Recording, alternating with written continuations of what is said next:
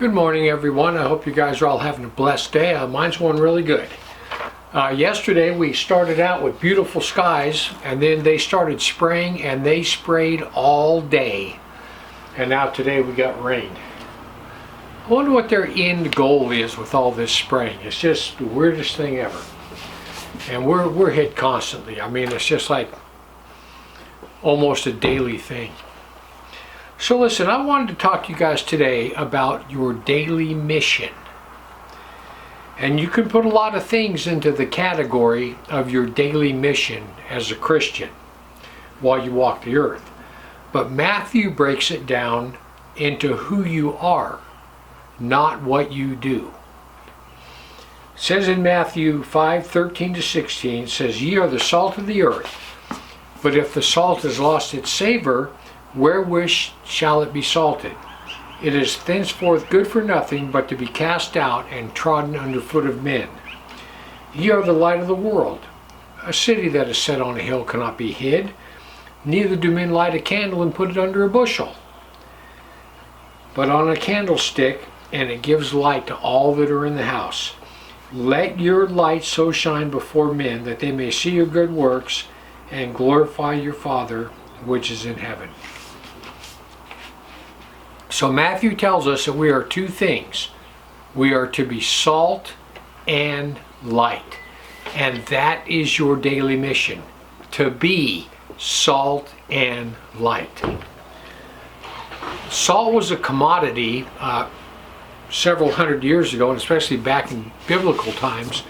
Salt was a commodity that was actually used in money, or for money. Roman soldiers got paid in salt. And before the years of refrigeration, people would salt meat and various other things to preserve them. It's a preservative, kind of like beef jerky today. And that term, I don't know if you ever heard of the term, he's not worth his salt, or she's not worth her salt. That means basically whatever you're paying them, it's too much. They're not worth it. So anyway, salt preserves. And the Christian is to preserve the earth by being about the Lord's work and pointing people to God. Without us as being salt of the earth is rendered absolutely useless, good for nothing without the salt. We're also light. We are meant to shine for all those who sit in darkness. They can see the light shining in us, and they will want to approach the light because they're thinking that that light looks better than my darkness. The demonic host hates the light. It hates anybody associated with light, and it hates anybody that is expelling light.